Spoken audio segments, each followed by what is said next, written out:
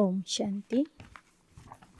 ಮುರಳಿಯ ದಿನಾಂಕ 17/12/2021. मीठे बच्चे, संगम युग पुरुषोत्तम युग है.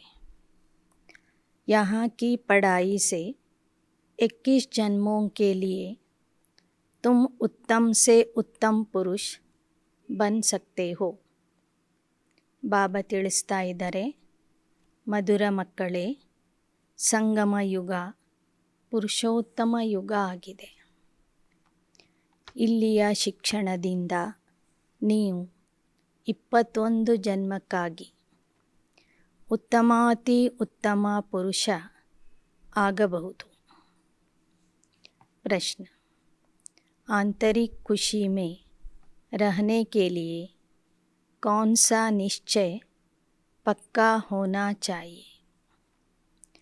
ಆಂತರಿಕವಾಗಿ ಖುಷಿಯಿಂದ ಇರಬೇಕಾದರೆ ಯಾವ ನಿಶ್ಚಯ ನಮ್ಮಲ್ಲಿ ಪಕ್ಕಾ ಆಗಿರಬೇಕು?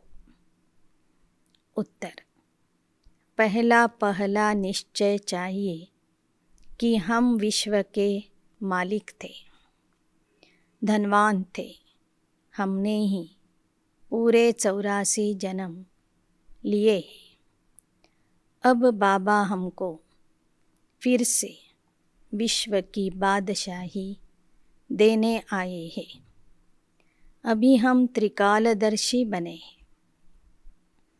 रचता बाप द्वारा रचना के आदि मध्य अंत्य को हमने जाना है. ऐसा निश्चय हो तब आंतरिक ಖುಷಿ ರಹೆ. ಮೊದಲನೇ ನಿಶ್ಚಯ ಇರಬೇಕು, ನಾವೇ ವಿಶ್ವದ ಮಾಲೀಕ ಆಗಿದ್ವಿ, ಬಹಳ ಹಣವಂತರಾಗಿದ್ವಿ. ನಾವೇ 84 ಜನ್ಮಗಳಲ್ಲಿ ಬಂದಿದ್ದೇವೆ. ಮತ್ತೆ ಬಾಬಾ ನಮಗೆ ಆ ವಿಶ್ವದ ರಾಜ್ಯ ಭಾಗ್ಯ ಕೊಡೋದಕ್ಕಾಗಿ ಬಂದಿದ್ದಾರೆ. ಸಂಗಮ ಯುಗದ ನಾವು ಮಕ್ಕಳೇ ತ್ರಿಕಾಲದರ್ಶಿ ಆಗಿದ್ದೇವೆ. ರಚಯಿತ ತಂದೆಯಿಂದ ನಮಗೆ ರಚನೆಯ ಆದಿ ಮಧ್ಯ ಅಂತ್ಯದ ಜ್ಞಾನ ಸಿಕ್ಕಿದೆ. ಈ ನಿಶ್ಚಯ ಯಾರಲ್ಲಿ ಇರುತ್ತೋ ಅವರು ಸದಾ ಖುಷಿಯಿಂದ ಇರ್ತಾರೆ. ಗೀತ್, ನಯನಹೀನ ಕೋ ರಾಹ ದಿಖಾओ ಪ್ರಭು. ನಯನಹೀನರಿಗೆ ದಾರಿ ತೋರಿಸು प्रभु. ओम शांति. बच्चों ने गीत की लाइन सुनी. अब बाबा आकर कितनी अच्छी राह बताते हैं पुरुषोत्तम बनने की.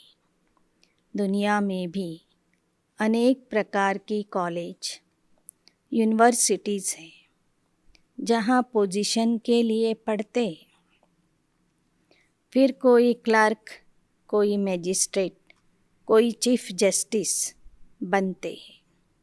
पुरुष उत्तम पद पाते हैं, परंतु वह सब है कलयुग के लिए उत्तम पद.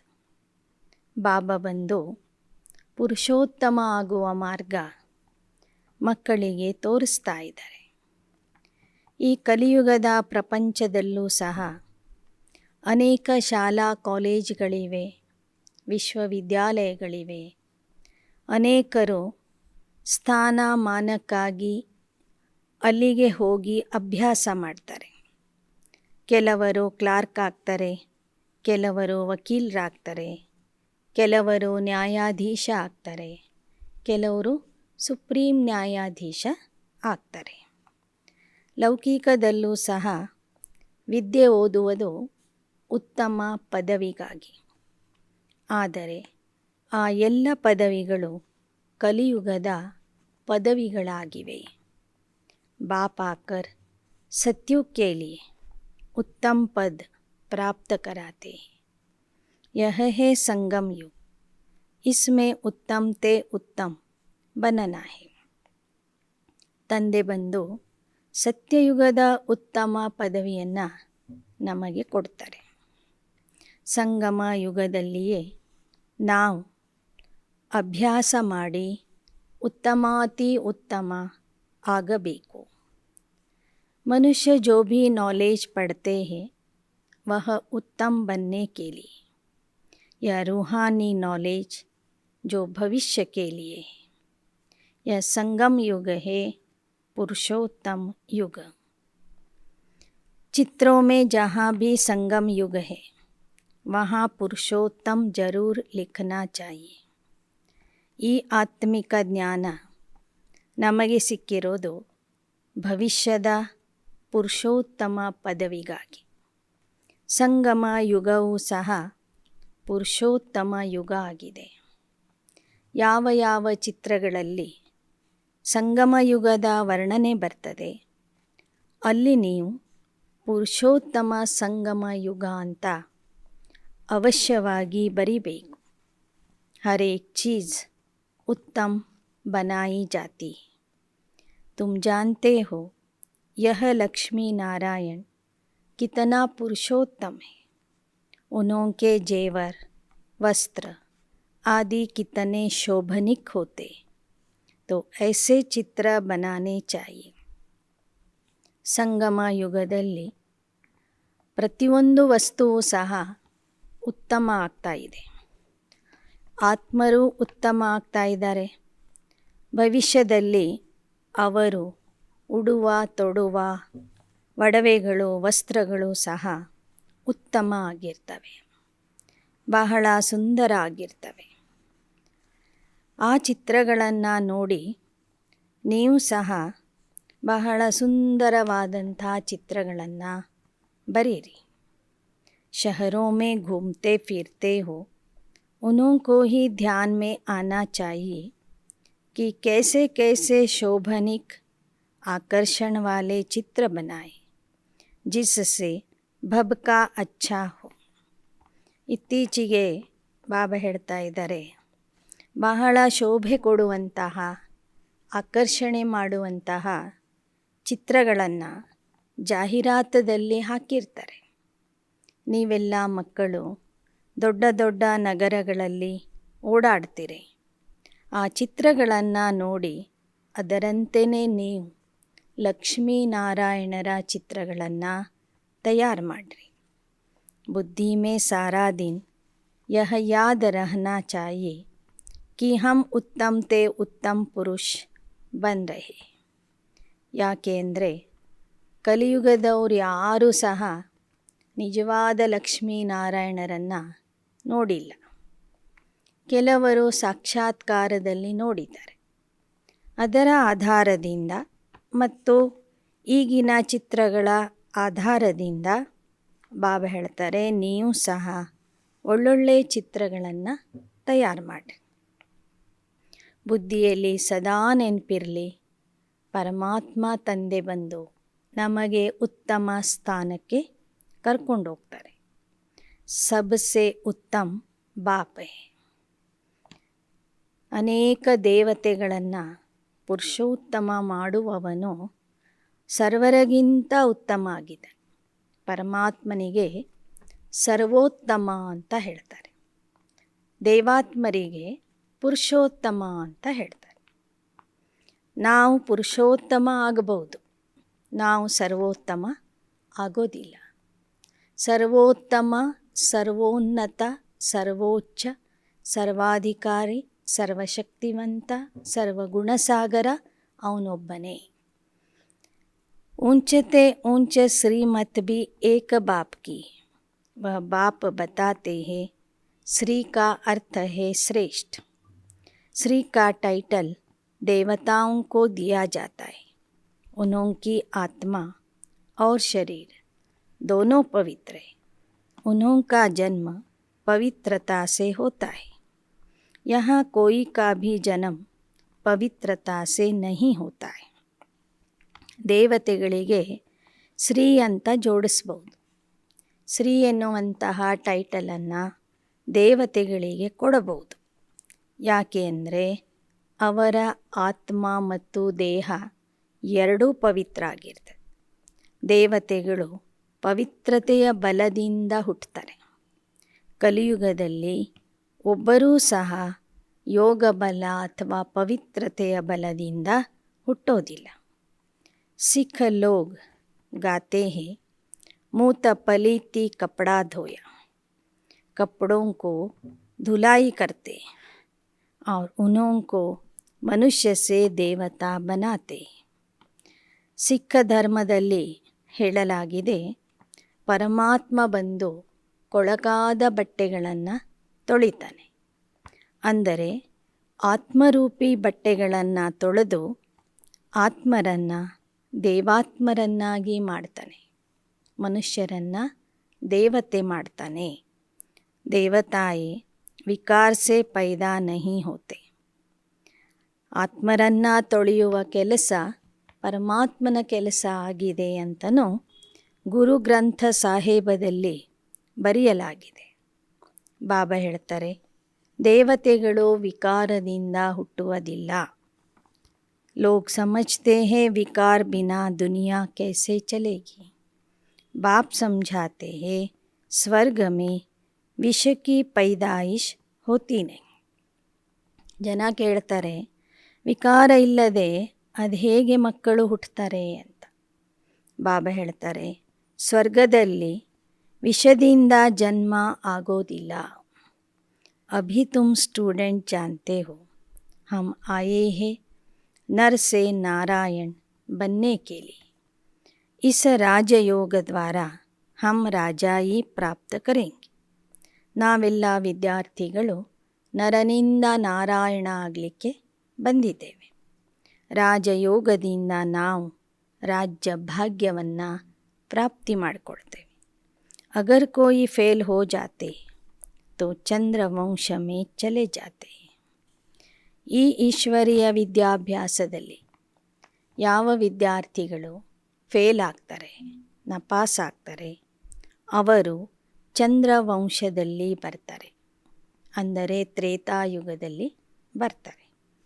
ತುಮಾರಿ ತೋ ರಾವಣ ಸೆ ಯುದ್ಧ ಹೈ, ಪರಂತು ದುನಿಯಾ ಮೇ ಕಿಸ್ಕೋ ಮಾಲೂಮ್ ನಹಿ कि रावण हमारा पुराना दुश्मन है. रावण का अर्थ नहीं जानते तो 10 शीश क्या है. तुम बच्चे जानते हो विकारों की प्रवेशता से ही ಭ್ರಷ್ಟಾಚಾರಿ ಬನ್ ಜಾತೆ. ನಿಮ್ಮ ಯುದ್ಧ ರಾವಣನ ಜೊತೆಗೇ ಇದೆ. ರಾವಣ ನಿಮಗೆ ಹಳೇ ಶತ್ರು ಆಗಿದ್ದಾನೆ. ಈ ವಿಚಾರ ಜನರಿಗೆ ಗೊತ್ತಿಲ್ಲ. ರಾವಣನಿಗೆ 10 ತಲೆಗಳನ್ನು ಯಾಕೆ ತೋರಿಸಿದ್ದಾರೆ? ಬಾಬಾ ಹೇಳ್ತಾರೆ, ದ್ವಾಪರ ಯುಗದಲ್ಲಿ ಯಾವಾಗ 10 ವಿಕಾರಗಳ ಪ್ರವೇಶತೆ ಆಗ್ತದೆ, ಆಗ ಮನುಷ್ಯರು ವಿಕಾರಿಗಳಾಗ್ತಾರೆ, ಆಸುರಿ ಗುಣವುಳ್ಳವರಾಗ್ತಾರೆ. ವಿಕಾರಗಳ ಪ್ರತೀಕವೇ ರಾವಣನ 10 ತಲೆಗಳಾಗಿವೆ. ಪುರುಷನಲ್ಲಿ ಇರುವ 5 ವಿಕಾರಗಳು, ಸ್ತ್ರೀಯಲ್ಲಿ ಇರುವ 5 ವಿಕಾರಗಳು, 5 ಸೇರಿ 10 ತಲೆಗಳನ್ನು ರಾವಣನಿಗೆ ತೋರಿಸಿದ್ದಾರೆ. ಮತ್ತೊಂದು ಮುರಳಿಯಲ್ಲಿ ಬಾಬಾ ಹೇಳಿದ್ದಾರೆ, 5 ವಿಕಾರಗಳ ಸಾಂಕೇತಿಕವಾಗಿ 5 ತಲೆಗಳು, 5 ತತ್ವಗಳ ಸಾಂಕೇತಿಕವಾಗಿ 5 ತಲೆಗಳು. ತತ್ವಗಳು ಸಹ ದ್ವಾಪರ ಯುಗದಿಂದ ತಮೋ ಪ್ರಧಾನ ಆಗಿಬಿಡ್ತವೆ. ಹೀಗೆ 5 ಪಂಚಮಹಾಭೂತಗಳ ಸಂಕೇತ, 5 ಪಂಚವಿಕಾರಗಳ ಸಾಂಕೇತಿಕವಾಗಿ ರಾವಣನಿಗೆ 10 ತಲೆಗಳನ್ನು ತೋರಿಸಿದ್ದಾರೆ. सब मनुष्य तमो प्रधान है, अंधियारे में गाया हुआ है, कुंभकर्ण की नींद में सोए हुए. जब आग लगेगी तब जागेंगे. ಇದು ರಾವಣ ರಾಜ್ಯ. ಎಲ್ಲರೂ ತಮೋ ಪ್ರಧಾನ ಆಗಿದ್ದಾರೆ, ಅಂಧಕಾರದಲ್ಲಿ ಇದ್ದಾರೆ. ಕುಂಭಕರ್ಣನ ಸಮಾನ ಅಜ್ಞಾನದ ನಿದ್ದೆಯಲ್ಲಿ ಮಲಗಿದ್ದಾರೆ. ಯಾವಾಗ ಜಗತ್ತಿಗೆ ಬೆಂಕಿ ಹತ್ಕೊಳ್ತದೆ, ಆಗ ಅವರು ಎಚ್ಚರ ಆಗೋರಿದ್ದಾರೆ, ಏಳೋರಿದ್ದಾರೆ. देखो तुम कितना जगाते हो फिर सो जाते. मेले में इतनी मेहनत करते हो, निकलते कितने ಕೋಟೋ ಮೇ ಕೋಯಿ. ಅಜ್ಞಾನದಲ್ಲಿ ಮಲಗಿರುವಂತಹ ಕುಂಭಕರ್ಣರನ್ನು ಎಬ್ಬಿಸಲಿಕ್ಕೆ ನೀವು ಪ್ರದರ್ಶನಗಳನ್ನು ಮಾಡ್ತೀರಿ, ಮೇಳಗಳನ್ನು ಮಾಡ್ತೀರಿ, ಕಾರ್ಯಕ್ರಮಗಳನ್ನು ಮಾಡ್ತೀರಿ. ಅಲ್ಲಿ ಅನೇಕ ಜನ ಬರ್ತಾರೆ ನೋಡಲಿಕ್ಕೆ. ಆದರೆ ತಂದೆಯ ಮಕ್ಕಳಾಗೋರು ಎಷ್ಟು ಜನ? ಕೋಟಿಯಲ್ಲಿ ಕೆಲವರಲ್ಲಿ ಕೆಲವರು ಮಾತ್ರ. आगे चलकर बहुत वृद्धि होगी, तब मनुष्यों की बुद्धि खुलेगी. औरों के धर्म तो बहुत समय से पुराने हो गए हैं, तो उन्हों की वृद्धि होती है. तुम्हारा यह छोटा सा पुराना झाड़ है. वे लोग तो मांस मदिरा सब कुछ खाते हैं, विकारों में भी जाते हैं. कहा जाता है संग तारे कुसंग बोरे, सत्य का संग तो ಏಕ ಬಾಪ ಕಾ ಹಿ ಹೇ. ನಿಮ್ಮ ಈ ಬ್ರಾಹ್ಮಣ ಧರ್ಮದ ಸಂಖ್ಯೆನೂ ವೃದ್ಧಿಯಾಗಲಿದೆ ನಿಧಾನಕ್ಕೆ. ಹಾಗೆ ಇತರ ಧರ್ಮದವರ ಸಂಖ್ಯೆನೂ ವೃದ್ಧಿ ಆಗ್ತಾ ಇದೆ. ಹೀಗೆ ಈ ಮಾನವರ ವಂಶವೃಕ್ಷ ಬೆಳೀತಾ ಇದೆ. ಬೇರೆ ಧರ್ಮದವರು ಮಾಂಸ, ತಾಮಸಿಕ ಆಹಾರ ಎಲ್ಲವನ್ನೂ ಸ್ವೀಕಾರ ಮಾಡ್ತಾರೆ, ವಿಕಾರದಲ್ಲೂ ಹೋಗ್ತಾರೆ, ಕೂಸಂಗನೂ ಮಾಡ್ತಾರೆ. ಬಾಬಾ ಹೇಳ್ತಾರೆ, ಕೂಸಂಗ ಮನುಷ್ಯನನ್ನು ಮುಳುಗಿಸ್ತದೆ, ಸತ್ಸಂಗ ಮನುಷ್ಯನನ್ನು ದಾಟಿಸ್ತದೆ. कौन सा संग तारेगा यह नहीं जानते, गाते हैं नैया मेरी पार लगाओ हे खिवैया. हे बागवान, कांटों से फूल बनाओ, इस कांटों के जंगल से पार ले जाओ. अब फूल तो यहाँ बनना है. ಆದರೆ ಈ ಸತ್ಸಂಗದಲ್ಲಿ ಬರುವಂಥವ್ರು ಮಾತ್ರ ಪವಿತ್ರತೆಯಿಂದ ಇರ್ತಾರೆ, ಪವಿತ್ರ ಆಹಾರ ಸ್ವೀಕರಿಸ್ತಾರೆ. ಪರಮಾತ್ಮನ ಸಂಘ ಮನುಷ್ಯರ ನೌಕೆಯನ್ನು ದಾಟಿಸ್ತದೆ. ಕೆಟ್ಟವರ ಸಂಘ, ಆಸುರಿ ಸಂಘ ಮನುಷ್ಯರ ನೌಕೆಯನ್ನು ಮುಳುಗಿಸ್ತದೆ.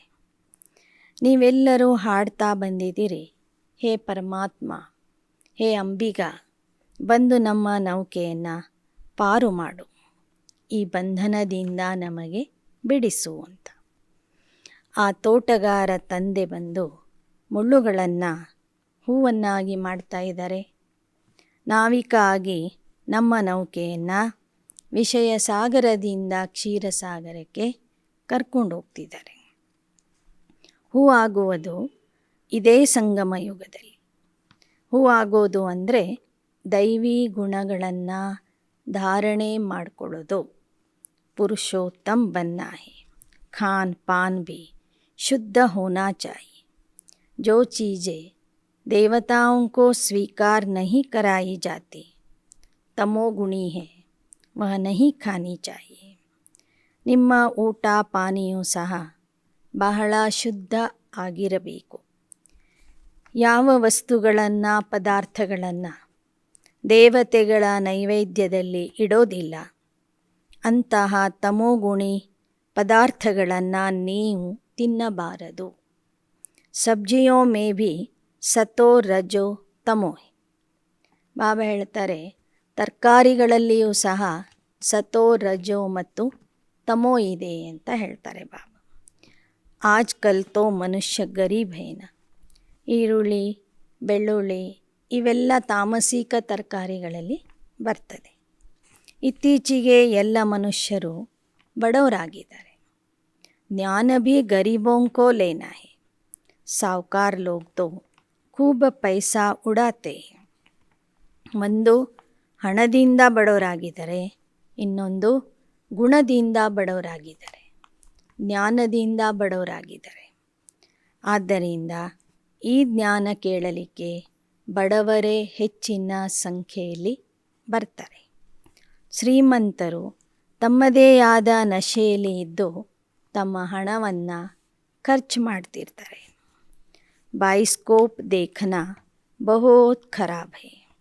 ಬಾಬಾ ಹೇಳ್ತಾರೆ, ಸಿನೆಮಾ ನೋಡುವುದು ಬಹಳ ಬಹಳ ಕೆಟ್ಟ ಅಭ್ಯಾಸ ಆಗಿದೆ. ಅಖಬಾರ್ ಮೇ ಪಢಾ ಥಾ, ಫಿಲ್ಮ್ ದೇಖ್ನೆ ಜಾನಾ ಗೋಯಾ ನರ್ಕ ಮೇ ಜಾನಾ. ಪತ್ರಿಕೆಯಲ್ಲೂ ಸಹ ಈ ವಿಚಾರ ಬಂದಿತ್ತು. ಸಿನೆಮಾ ನೋಡುವುದು ಅಂದರೆ ನರ್ಕಕ್ಕೆ ಹೋಗುವುದು. ಜಿತನಾ ಬಡೆ ಆದ್ಮಿ ಹೋತೆ ಉತನಾ ಗಂಧ ಜಾಸ್ತಿ ಕರ್ತೆ.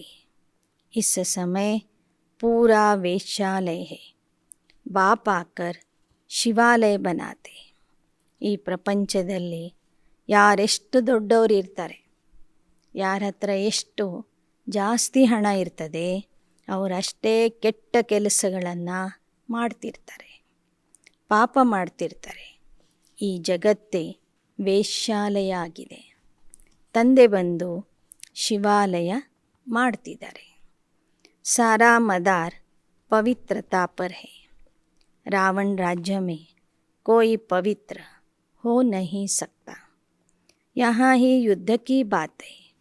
योग बल से तुम रावण पर विजय पाते हो.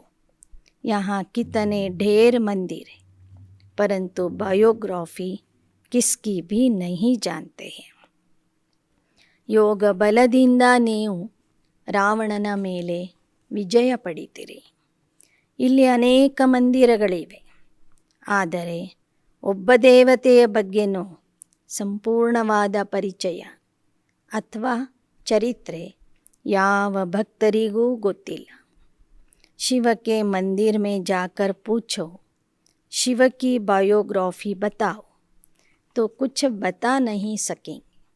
तुम्हारे में भी नंबरवार अनुसार ಜ್ಞಾನಕ್ಕೋ ಜಾನ್ತೆ. ಶಿವನ ಮಂದಿರಕ್ಕೆ ಹೋಗಿ ಶಿವನ ಭಕ್ತರಿಗೆ ಕೇಳ್ರಿ, ಶಿವನ ಚರಿತ್ರೆ ಏನು, ಶಿವನ ನಾಮ ರೂಪ ಗುಣ ಕಾಲ ಕರ್ತವ್ಯ ಏನು, ಏನೂ ಗೊತ್ತಿರೋದಿಲ್ಲ.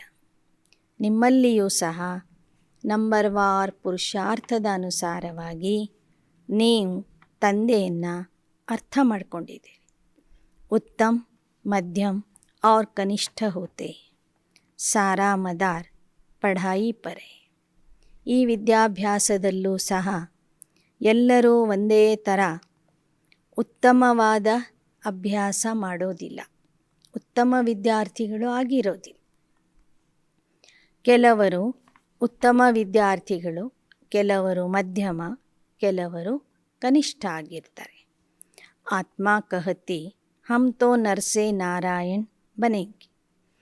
पढ़ाता तो सबको राजयोग हूँ, परंतु पुरुषार्थ अनुसार उत्तम, कनिष्ठ, मध्यम बनते. बच्चों को पढ़ाई पर बहुत ध्यान देना चाहिए. ಬಾಬಾ ಹೇಳ್ತಾರೆ, ನಾನಂತೂ ಒಂದೇ ರೀತಿಯ ಶಿಕ್ಷಣ ಎಲ್ಲರಿಗೂ ಕೊಡ್ತೀನಿ. ಎಲ್ಲರಿಗೂ ರಾಜಯೋಗನೇ ಕಲಿಸ್ತೀನಿ ವಿನಃ ಪ್ರಜಾಯೋಗ ಕಲಿಸೋದಿಲ್ಲ. ಆದರೆ ಕಲಿಯುವಂಥವರು ತಮ್ಮ ಅಭ್ಯಾಸದ ಆಧಾರದಿಂದ ಉತ್ತಮ, ಮಧ್ಯಮ ಮತ್ತು ಕನಿಷ್ಠ ಆಗ್ತಾರೆ. ಶಿವ ಭಗವಾನ ವಾಚ್ಯ कि योग अग्नि से तुम्हारे पाप भस्म हो जाएंगे और सतो प्रधान बन जाएंगे. इसलिए बच्चे याद की यात्रा को भूलो मत. अपने दिल से पूछो कि हम प्रदर्शनी में ज्ञान तो बहुत अच्छा समझाते हैं, परंतु याद की यात्रा में रहते हैं. ಬಾಬಾ ಹೇಳ್ತಾರೆ, ಯೋಗ ಅಗ್ನಿಯಿಂದ ಮಾತ್ರ ನಿಮ್ಮ ಪಾಪಗಳು ಭಸ್ಮ ಆಗ್ತವೆ. ಆದ್ದರಿಂದ ಸತೋಪ್ರಧಾನ ಆಗಲಿಕ್ಕಾಗಿ ನೆನಪಿನ ಯಾತ್ರೆ ಮಾಡಿರಿ. ನೀವೆಷ್ಟೇ ಸೇವೆ ಮಾಡಿದ್ರೂ ಸಹ ನೆನಪಿನ ಯಾತ್ರೆಯನ್ನು ಮರಿಬೇಡಿ. ಜ್ಞಾನ ಹೇಳೋದ್ರಲ್ಲಿ ಮುಂದಿದ್ದೀರಿ, ಆದರೆ ನೆನಪಿನ ಯಾತ್ರೆ ಎಷ್ಟು ಸಮಯ ಮಾಡ್ತೀರಿ? ಯಾದ ಮೇ ಫೇಲ್ ಹೇ, ಇಸ್ಲಿಯೇ ವಹ ಅವಸ್ಥಾ ವಹ ಖುಷಿ ಕಾಯಂ ನಹಿ ರಹತಿ. ನೆನಪಿನ ವಿಷಯದಲ್ಲಿ ಬಹಳ ಜನ ಮಕ್ಕಳು ಫೇಲ್ ಆಗುವಂಥವರಿದ್ದಾರೆ, ಫೇಲ್ ಆಗುವ ಸ್ಥಿತಿಯಲ್ಲಿ ಇದ್ದಾರೆ. ಆದ್ದರಿಂದ ಅವರಲ್ಲಿ ಆಂತರಿಕವಾದ ಖುಷಿ इरोदिಲ್ಲ. बच्चों को सब सब्जेक्ट में पढ़ना चाहिए. चित्र भी ऐसे शोभनिक बनाए जाए जो कोई भी आकर पढ़ने से नॉलेज समझ जाए. अच्छी चीज़ देखी होगी तो देखने बहुत आएंगे. ಮಕ್ಕಳು ಯೋಗದ ವಿಷಯದಲ್ಲೂ ಹೆಚ್ಚಿನ ಅಭ್ಯಾಸ ಮಾಡಬೇಕು. ಉಳಿದ ವಿಷಯಗಳಲ್ಲಿಯೂ ಸಹ ಪಾಸ್ ಆಗುವಂತಹ ಪುರುಷಾರ್ಥ ಮಾಡಬೇಕು. ಚಿತ್ರಗಳನ್ನು ಹೊಸ ಹೊಸ ರೀತಿಯಲ್ಲಿ ಶೋಭೆ ಕೊಡುವಂತಹ, ಆಕರ್ಷಣೆ ಮಾಡುವಂತಹ ಚಿತ್ರಗಳನ್ನು ತಯಾರು ಮಾಡಬೇಕು. इन चित्र बनाने वालों को कितना इनाम मिलता है.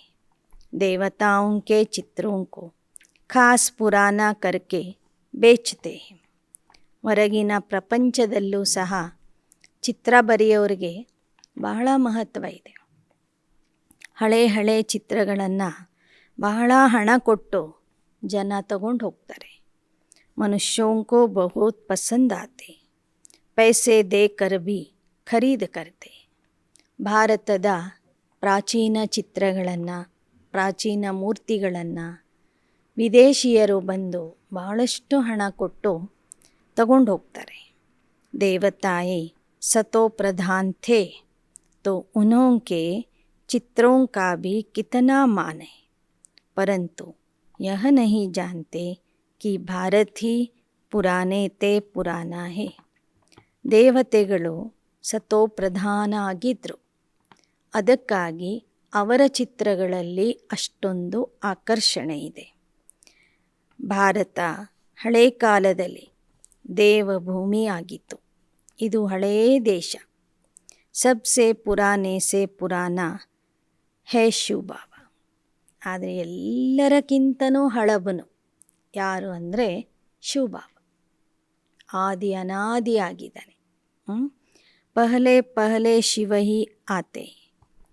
ಅನಾದಿ ಅವಿನಾಶಿ ಅಂತ ಹೇಳಲಾಗ್ತದೆ.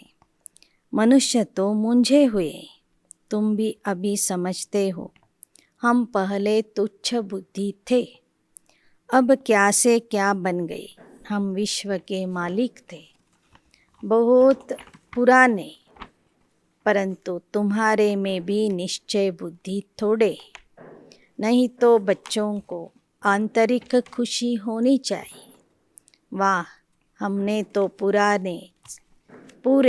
84 जन्म लिए हैं. ಯಾರಲ್ಲಿ ನಿಶ್ಚಯ ಇರ್ತದೆ, ನಾವೇ ಹಿಂದಿನ ಕಲ್ಪದಲ್ಲಿ ವಿಶ್ವದ ಮಾಲೀಕರಾಗಿದ್ವಿ ಅಂತ, ತಂದೆಯಿಂದ ನಾವೇ ಸಂಪೂರ್ಣ ಆಸ್ತಿಯನ್ನು ಪಡ್ಕೊಂಡಿದ್ವಿ ಅಂತ ಅವರಿಗೆ ಆಂತರಿಕವಾಗಿ ಖುಷಿ ಇರ್ತದೆ. ಕಮ್ ಪಡ್ನೆ ವಾಲೋಂ ಕೋ ಕಮ್ ಜನ್ಮ ಮಿಲೆಂಗೆ. ಕಡಿಮೆ ಓದುವಂಥವ್ರಿಗೆ ಕಡಿಮೆ ಜನ್ಮಗಳು ಸಿಗ್ತವೆ. ಯಾ ಪಢಾಯಿ ಕಿತನಿ ಅಚ್ಚಿ.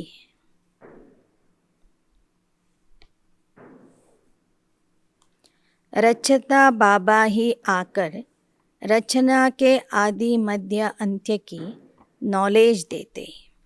तुम त्रिकालदर्शी बनते हो. तीनों कालों का तुमको ज्ञान है, तो कहेंगे यह सब कल्पना है. किसी एक ने कहा तो और भी कहते रहेंगे. ಶಿವ ಬಾಬಾ ನಮಗೆ ಸೃಷ್ಟಿಯ ಆದಿ ಮಧ್ಯ ಅಂತ್ಯದ ಜ್ಞಾನ ಕೊಡ್ತಾರೆ. ಆದ್ದರಿಂದ ನಮಗೆ ನಾವು ತ್ರಿಕಾಲದರ್ಶಿಗಳು ಅಂತ ಹೇಳ್ಕೊತೀವಿ. 3 ಕಾಲದ ಜ್ಞಾನನೂ ಕೊಡ್ತಾರೆ, 3 ಲೋಕದ ಜ್ಞಾನನೂ ಕೊಡ್ತಾರೆ. ಆದರೆ ಈ ಜ್ಞಾನ ನಾವು ಜನರಿಗೆ ತಿಳಿಸಿದಾಗ, ಸತ್ಯುಗದ ಬಗ್ಗೆ ಅಥವಾ ಸೃಷ್ಟಿಯ ಮಧ್ಯ ಸಮಯದ ಬಗ್ಗೆ, ಕೊನೆ ಸಮಯದ ಬಗ್ಗೆ, ಮುಂದೆ ವಿನಾಶ ಆಗ್ತದೆ, ಪುನಃ ಸ್ವರ್ಗ ಬರ್ತದೆ ಅಂತ ಹೇಳಿದಾಗ ಜನ ಹೇಳ್ತಾರೆ ಇದು ನಿಮ್ಮ ಕಲ್ಪನೆ ಅಂತ. ಒಬ್ಬರು ಹೇಳಿದರೆ ಸಾಕು, ಎಲ್ಲರೂ ಅದನ್ನೇ ಹೇಳಲಿಕ್ಕೆ ಶುರು ಮಾಡ್ತಾರೆ. ಇದು ನಿಮ್ಮ ಕಲ್ಪನೆ ಅಂತ ಹೇಳಿಬಿಡ್ತಾರೆ. अब तुम्हारी बुद्धि में सारा ज्ञान है. गीता में लिखा है कि परमात्मा का रूप तो हजारों सूर्यों से भी तेजोमय है, परंतु ऐसा है नहीं. बाबा बिल्कुल ಶೀತಲೆ.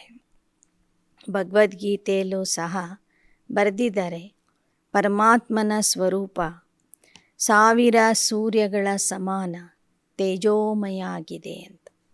ಬಾಬಾ ಹೇಳ್ತಾರೆ, ಒಬ್ಬ ಸೂರ್ಯನ ತಾಪನೆ ತಡ್ಕೊಳ್ಳಿಕ್ಕಾಗೋದಿಲ್ಲ. ಇನ್ನು ಪರಮಾತ್ಮ ಏನಾದರೂ 1000 ಸೂರ್ಯಗಳ ಸಮಾನ ಆಗಿ ಒಬ್ಬರಿಗೆ ದರ್ಶನ ಕೊಟ್ಬಿಟ್ರೆ ಆ ಮನುಷ್ಯನ ಸ್ಥಿತಿ ಏನಾಗಬೇಕು? ನೋಡಲಿಕ್ಕೂ ಸಾಧ್ಯವಾಗ್ತಿರಲಿಲ್ಲ. ಬಾಬಾ ಹೇಳ್ತಾರೆ, ನಾನು 1000 ಸೂರ್ಯಗಳ ಸಮಾನ ಇಲ್ಲ. ನಾನು ಶೀತಲ ಬಿಂದು ಆಗಿದ್ದೇನೆ, ಶಾಂತಿಯ ಸಾಗರ ಆಗಿದ್ದೇನೆ. बच्चों को भी आकर शीतल बनाते। जैसे बाबा ज्योति बिंदु है, वैसे आत्मा भी ज्योति बिंदु है. जैसे फायर फ्लाई होता है, वह देखने में आता है. बाबा तो दिव्य दृष्टि बिना देखने में नहीं आता. ಬಾಬಾ ಹೇಳ್ತಾರೆ, ನೀವು ಹೇಗೆ ಜ್ಯೋತಿರ್ಬಿಂದು ಆಗಿದ್ದೀರಿ, ಹಾಗೆ ನಾನೂ ಸಹ ಸೂಕ್ಷ್ಮಾತಿ ಸೂಕ್ಷ್ಮ ಬಿಂದು ಆಗಿದ್ದೇನೆ. ಹೇಗೆ ಅರಣ್ಯದಲ್ಲಿ ದೀಪದ ಹುಳ ನೋಡ್ತೀವಿ ನಾವು, ಆ ಹುಳ ನಮಗೆ ಕಾಣಿಸೋದಿಲ್ಲ, ಬರೀ ದೀಪ ಅಷ್ಟೇ ಕಾಣಿಸ್ತಿರ್ತದೆ, ಬೆಳಕು ಅಷ್ಟೇ ಕಾಣಿಸ್ತಿರ್ತದೆ. ಹಾಗೆ ಬಾಬಾ ಹೇಳ್ತಾರೆ, ನಾನು ಜ್ಯೋತಿರ್ಬಿಂದು ಆಗಿದ್ದೇನೆ, ನೀವು ಜ್ಯೋತಿರ್ಬಿಂದು ಆಗಿದ್ದೀರಿ. ಅರಣ್ಯದಲ್ಲಿ ಇರುವ ದೀಪದ ಹುಳವನ್ನು ನೀವು ಈ ಕಣ್ಣುಗಳಿಂದ ನೋಡ್ತೀರಿ, ಆದರೆ ನನ್ನನ್ನು ಈ ಸ್ಥೂಲ ಕಣ್ಣುಗಳಿಂದ ನೋಡಲಿಕ್ಕೆ ಆಗೋದಿಲ್ಲ. ಆತ್ಮನನ್ನೂ ನೋಡಲಿಕ್ಕಾಗೋದಿಲ್ಲ, ಪರಮಾತ್ಮನನ್ನು ನೋಡಲಿಕ್ಕೆ ಆಗೋದಿಲ್ಲ. ದಿವ್ಯ ದೃಷ್ಟಿಯ ಮೂಲಕ ಮಾತ್ರ ನೋಡಬಹುದು, ಸಾಕ್ಷಾತ್ಕಾರದ ಮೂಲಕ ನೋಡಬಹುದು. परमात्मा ज्ञान का सागर है. तुम बच्चे भी मास्टर ज्ञान सागर बन रहे हो. आत्मा कितनी छोटी, उनमें सारी नॉलेज भरी हुई है. आत्मा सुनती है, आत्मा धारण करती है, आत्मा ही शरीर द्वारा समझाती है. यह बातें कोई को भी समझाने नहीं आएगी. तुम भी बाप द्वारा समझ और समझा सकते हो. ಪರಮಾತ್ಮ ಜ್ಞಾನ ಸಾಗರ, ಅವನಲ್ಲಿ ಇರುವ ಜ್ಞಾನ ಬೇರೆ ಯಾರೂ ಸಹ ಹೇಳೋದಿಲ್ಲ. ನಿಮಗೂ ಅದು ಗೊತ್ತಿರಲಿಲ್ಲ. ತಂದೆ ಹೇಳಿಕೊಟ್ಟ ನಂತರ ನೀವು ಆ ಜ್ಞಾನವನ್ನು ಜನರಿಗೆ ಹೇಳ್ತಾ ಇದ್ದೀರಿ. ಹೇ ಪರಂಪಿತಾ ಪರಮಾತ್ಮ, ಪತಿತ ಪಾವನ್ ज्ञान का सागर गाते हैं ना. कृष्ण को पतित पावन या ज्ञान का सागर नहीं कह सकते. ಬಾಬಾ ಹೇಳ್ತಾರೆ, ಹೇ ಪರಮಾತ್ಮ ಪತಿತ ಪಾವನ ಜ್ಞಾನ ಸಾಗರ ಅಂತ ಮಹಿಮೆ ಮಾಡ್ತಾರೆ. ಕೃಷ್ಣನಿಗೆ ಪತಿತ ಪಾವನ ಅಥವಾ ಜ್ಞಾನ ಸಾಗರ ಅಂತ ಹೇಳಲಿಕ್ಕೆ ಆಗೋದಿಲ್ಲ. पतित पावन एक को कहा जाता, कृष्ण व राम को नहीं. सीता का राम कोई पतित पावन था क्या? तुम सब भक्तियाँ. पतित पावन ನಿರಾಕಾರ ಪರಮಾತ್ಮ ಆಗಿದ್ದಾನೆ ವಿನಃ ಸತ್ಯಯುಗದ ಶ್ರೀಕೃಷ್ಣನೂ ಪತಿತ ಪಾವನ ಆಗಿಲ್ಲ. ತ್ರೇತಾಯುಗದ ರಾಮನು ಪತಿತ ಪಾವನ ಆಗಿಲ್ಲ. ಸೀತೆಯ ಗಂಡ ರಾಮ, ಅವನು ಪತಿತ ಪಾವನ ಆಗಿರಲಿಲ್ಲ. ನೀವೆಲ್ಲರೂ ಸೀತೆಯರು. ಭಗವಾನ್ ಏಕೈ, ತುಮ್ ಸಬ್ ಬ್ರೈಡ್ಸ್ ಹೋ, ಮೈ ತುಮ್ಹಾರಾ ಬ್ರೈಡ್ ಗ್ರೂಮ್ ಹೂँ. ಮತ್ತೊಂದು ಅರ್ಥದಿಂದ ನೋಡಿದರೆ ನೀವೆಲ್ಲ ಸತಿಯರು, ಆತ್ಮ ಸೀತೆಯರು. ನಾನೊಬ್ಬನೇ ಪತಿ ಪರಮಾತ್ಮ, ನೀವೆಲ್ಲ ವಧುಗಳು, ನಾನು ವರ ಆಗಿದ್ದೀನಿ ಅಂತ ಬಾಬಾ ಹೇಳಿ. मैं तुम्हारा श्रृंगार कराने आता हूँ. सभी आत्माओं को आकर भक्ति का फल देता हूँ. यह पढ़ाई कितनी बड़ी है, नर से नारायण बनाती है. ನಾನು ನಿಮ್ಮ ಶೃಂಗಾರ ಮಾಡಲಿಕ್ಕೆ ಬರ್ತೀನಿ, ನಿಮ್ಮನ್ನು ಓದಿಸಿ ನರನಿಂದ ನಾರಾಯಣ ಮಾಡ್ತೀನಿ. ಅಂದರೆ ನಿಮ್ಮಲ್ಲಿ ಎಷ್ಟು ನಶೆ ಇರಬೇಕು. ಬಾಪ್ ಆಯೇ ಹೇ ಅವಿನಾಶಿ ಜ್ಞಾನ ರತ್ನೋಂ ಕಾ ದಾನ ದೇನೆ, ಯಹ ಹೇ ಅಚ್ಛೇತೆ ಅಚ್ಛಾ ದಾನ್. ಪರಮಾತ್ಮ ಬಂದಿದ್ದರೆ ಅವಿನಾಶಿ ಜ್ಞಾನ ರತ್ನಗಳನ್ನು ಮಕ್ಕಳಿಗೆ ದಾನ ಕೊಡೋದಕ್ಕಾಗಿ. ಇದೇ ದಾನವನ್ನು ನೀವು ಸಹ ಜನರಿಗೆ ಕೊಡಬೇಕು. ಎಲ್ಲ ದಾನಗಳಲ್ಲಿ ಉತ್ತಮವಾದ ದಾನ ಜ್ಞಾನದಾನ ಆಗಿದೆ, ಜ್ಞಾನ ರತ್ನಗಳ ದಾನ ಆಗಿದೆ. ಶಿವಕ್ಕೆ ಆಗೆ ಜಾಕರ್ ಕಹತೆ झोली भर दो, तुम्हारी बुद्धि में अभी सारा ज्ञान है कि हम संगम पर हैं. हमको शिव बाबा विष्णुपुरी का मालिक बनाते हैं. हम ब्राह्मण हैं, फिर देवता, क्षत्रिय, वैश्य, शूद्र बने. हम सो हम का राज मनुष्य कहते, आत्मा सो परमात्मा. बाप समझाते हम सो हम, अर्थात हम सो पूज्य, हम सो पुजारी बनते. सतो रजो तमो में कैसे आते हैं, इस राज को भी तुम जानते. ಸಂಗಮ ಯುಗದಲ್ಲಿ ತಂದೆ ಬಂದು ನಮಗೆ ಹಮ್ ಸೋ ಹಮ್ ಮಂತ್ರದ ಅರ್ಥ ಹೇಳ್ತಾರೆ. ಲೌಕಿಕದಲ್ಲಿ ಜನ ಹೇಳಿದರು ಹಮ್ ಸೋ ಹಮ್ ಅಂದರೆ ಆತ್ಮನೇ ಪರಮಾತ್ಮ, ಪರಮಾತ್ಮನೇ ಆತ್ಮ. ಇಲ್ಲಿ ಬಾಬಾ ಹೇಳ್ತಾರೆ ಹಮ್ ಸೋ ಹಮ್ ಅಂದರೆ ನಾವೇ ಪೂಜ್ಯ ದೇವತೆಗಳು, ನಂತರ ನಾವೇ ಕ್ಷತ್ರಿಯರು, ವೈಶ್ಯರು, ಶೂದ್ರವರ್ಣದಲ್ಲಿ ಬಂದು ಕೊನೆಗೆ ಮತ್ತೆ ಬ್ರಾಹ್ಮಣ ಆಗಿ ಪುನಃ ಪೂಜ್ಯ ಸ್ಥಿತಿಗೆ, ದೇವತಾ ಸ್ಥಿತಿಗೆ ಹೋಗ್ತೀವಿ ಅಂತ. ತುಮ್ ಪಢ ರಹೆ ಹೋ ಭವಿಷ್ಯ 21 ಜನ್ಮೋं के लिए, यह सब बातें धारणा करने की बातें. ಬಾಬಾ ಹೇಳ್ತಾರೆ ನೀವೇನಿಲ್ಲಿ ಅಭ್ಯಾಸ ಮಾಡ್ತಿದ್ದೀರಿ, ಕೇಳ್ತಾ ಇದ್ದೀರಿ, ಇದನ್ನೆಲ್ಲ ಧಾರಣೆ ಮಾಡ್ಕೋಬೇಕು. ನೀವು ಭವಿಷ್ಯದ 21 ಜನ್ಮಕ್ಕಾಗಿ ಅಭ್ಯಾಸ ಮಾಡ್ತಿದ್ದೀರಿ. कोई राजा, कोई रानी, कोई प्रजा जाकर बनेंगे. यहाँ तो कर्मों के अनुसार दुख मिलता है. यह है ही दुख धाम, वह ಸುಖಧಾಮ. ನಂಬರ್ವಾರ್ ಪುರುಷಾರ್ಥದ ಅನುಸಾರವಾಗಿ ಕೆಲವರು ರಾಜ ರಾಣಿ ಆಗ್ತಾರೆ ಭವಿಷ್ಯದಲ್ಲಿ, ಕೆಲವರು ಪ್ರಜೆಗಳಾಗ್ತಾರೆ. ಎಲ್ಲರಿಗೂ ಸುಖ ಇರ್ತದೆ. ಇಲ್ಲಿ ಮಾತ್ರ ಎಲ್ಲರೂ ತಮ್ಮ ಕರ್ಮದ ಅನುಸಾರವಾಗಿ ದುಃಖವನ್ನು ಅನುಭವಿಸ್ತಾ ಇದ್ದಾರೆ.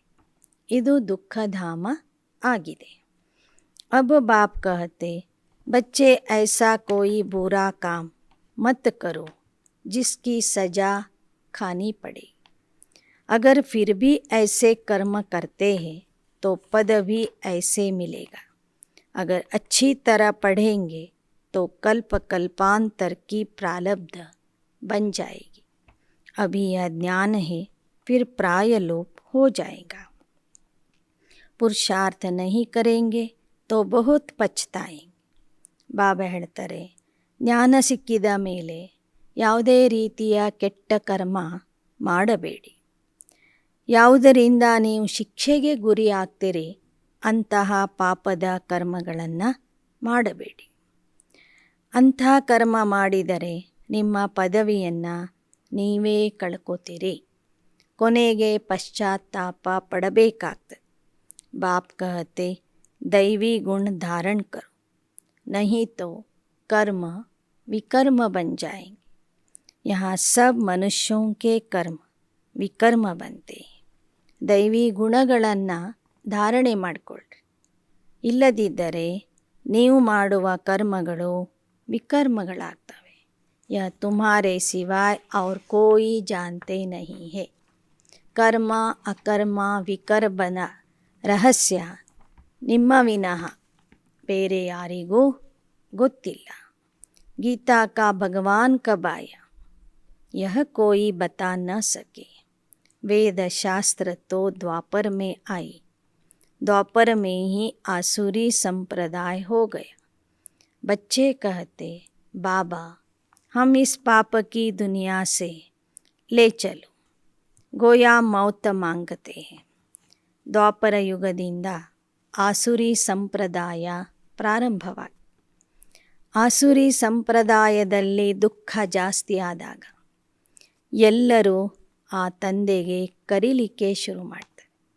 ಅದರಲ್ಲೂ ನೀವೇ ಮಕ್ಕಳು ಹಳೆಯ ಭಕ್ತರಾಗಿ ತಂದೆಗೆ ಕೇಳ್ಕೊಳ್ತೀರಿ, ಹೇ ಭಗವಂತ ನಮ್ಮನ್ನು ಈ ಪಾಪದ ಪ್ರಪಂಚದಿಂದ ದೂರ ಕರ್ಕೊಂಡು ಹೋಗು, ಪಾಪದ ಪ್ರಪಂಚದಿಂದ ದೂರ ಕರ್ಕೊಂಡು ಹೋಗು ಅಂತ ಕೇಳುವುದು ಅಂದರೆ ಮರಣ ಕೇಳುವುದು ಅಂತ ಹೇಳ್ತಾರೆ.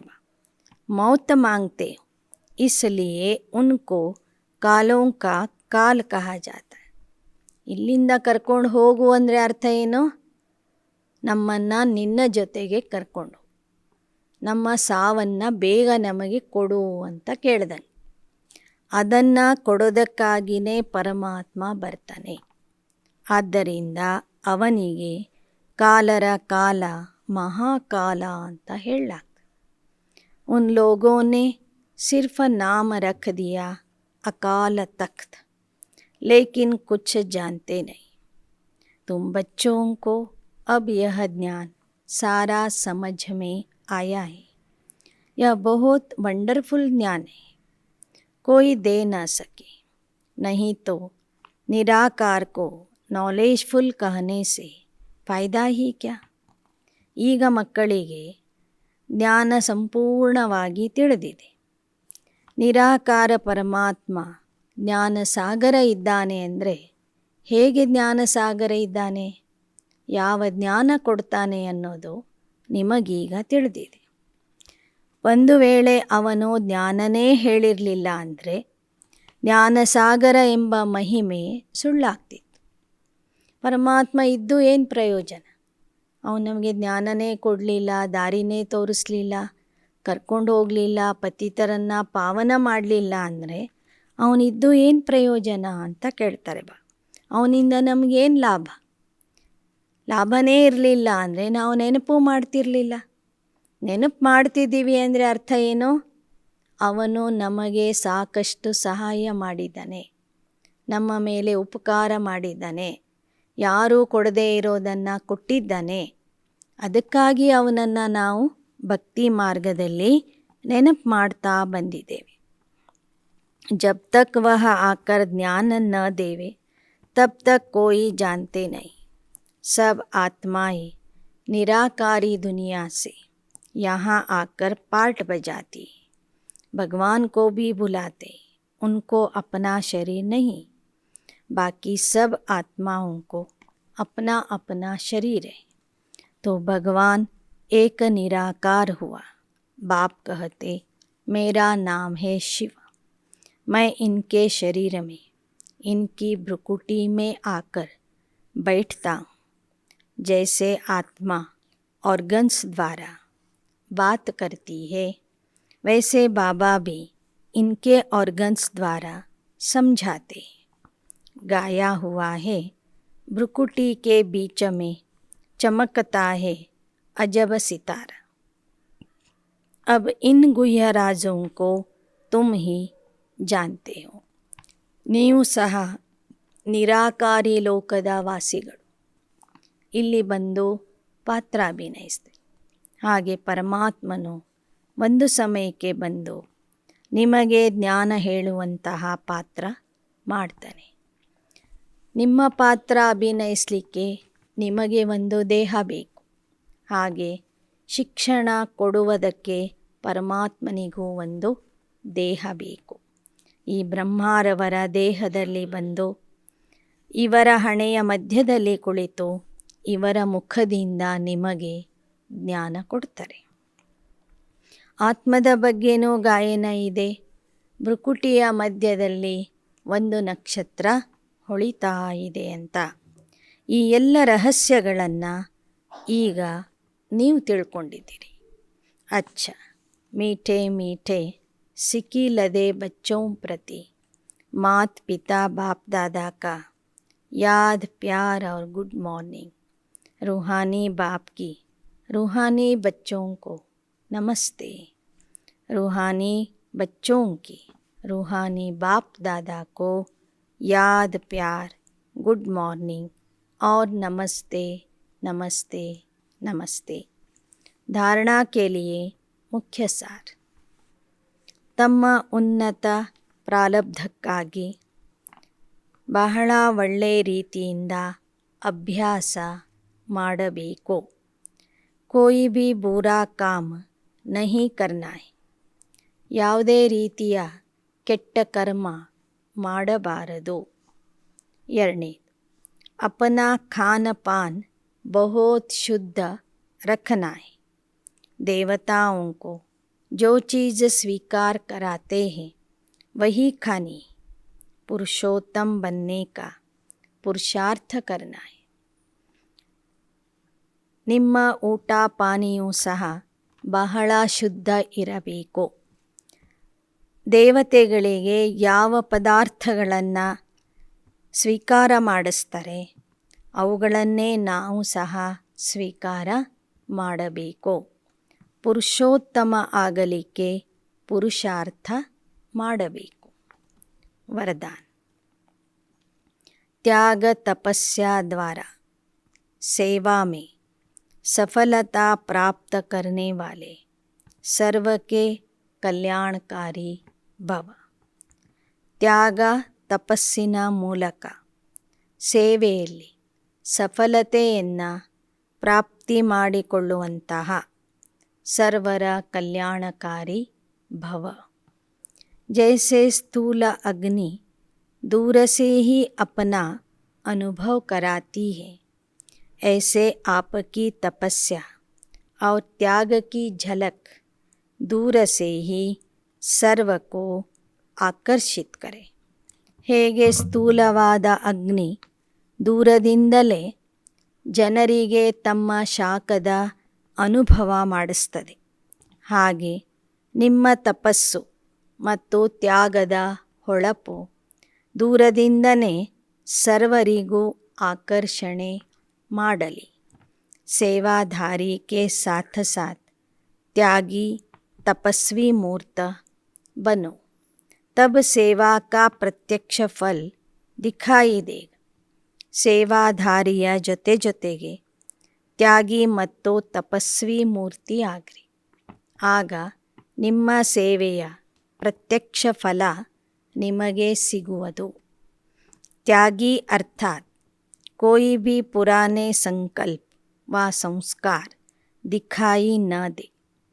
ತ್ಯಾಗಿ ಅಂದರೆ ನಿಮ್ಮಲ್ಲಿ ಯಾವುದೇ ಹಳೆ ಸಂಕಲ್ಪಗಳು ಹಳೆ ಸಂಸ್ಕಾರಗಳು ಕಾಣಿಸಬಾರದು. तपस्वी अर्थात बुद्धि की स्मृति व दृष्टि से सिवाय आत्मिक स्वरूप के और कुछ भी ದಿಖಾಯಿ ನ ದೆ. ತಪಸ್ವಿ ಅಂದರೆ ಬುದ್ಧಿಯಲ್ಲಿ ಆತ್ಮಿಕ ಸ್ವರೂಪ ಬಿಟ್ಟರೆ, ಬುದ್ಧಿಯಲ್ಲಿ ಸ್ಮೃತಿಯಲ್ಲಿ ದೃಷ್ಟಿಯಲ್ಲಿ ಆತ್ಮಿಕ ಸ್ವರೂಪ ಬಿಟ್ಟರೆ ಬೇರೆ ಏನೂ ಕಾಣಿಸಬಾರದು. जो भी संकल्प उठे उसमें हर आत्मा का कल्याण समाया हुआ हो, तब कहेंगे ಸರ್ವಕ್ಕೆ ಕಲ್ಯಾಣಕಾರಿ. ಯಾವುದೇ ಸಂಕಲ್ಪ ನಿಮ್ಮಲ್ಲಿ ಬಂದರೂ ಆ ಪ್ರತಿಯೊಂದು ಸಂಕಲ್ಪದಲ್ಲಿ ಅನೇಕರ ಕಲ್ಯಾಣ ಅಡಗಿರಬೇಕು. ಅನೇಕರ ಕಲ್ಯಾಣದ ಸಂಕಲ್ಪನೆ ನಿಮ್ಮಲ್ಲಿ ಬರಬೇಕು. ಆಗ ಮಾತ್ರ ಮಕ್ಕಳಿಗೆ ಸರ್ವರ ಕಲ್ಯಾಣಕಾರಿ ಅಂತ ಹೇಳಲಾಗ್ತದೆ. ಯಾರಲ್ಲಿ ಸರ್ವರ ಕಲ್ಯಾಣದ ಸಂಕಲ್ಪನೆ ಉತ್ಪತ್ತಿಯಾಗ್ತದೋ ಅಂಥ ಮಕ್ಕಳಿಗೆ ಸರ್ವರ ಕಲ್ಯಾಣಕಾರಿ ಅಂತ ಹೇಳಲಾಗ್ತದೆ. ಸ್ಲೋಗನ್. देह भान से पार जाने के लिए चित्र को न देख, चेतन और चरित्र को देखो. ದೇಹ ಭಾವನೆಯಿಂದ ದೂರ ಹೋಗಬೇಕಾದರೆ ಚಿತ್ರವನ್ನು ನೋಡದೆ, ಚಿತ್ರ ಅಂದರೆ ದೇಹ, ದೇಹವನ್ನು ನೋಡದೆ ಚೈತನ್ಯ ಆತ್ಮ ಮತ್ತು ಆತ್ಮನ ಚರಿತ್ರೆಯನ್ನು ನೋಡಿರಿ. ಅಚ್ಚ. ಓಂ ಶಾಂತಿ.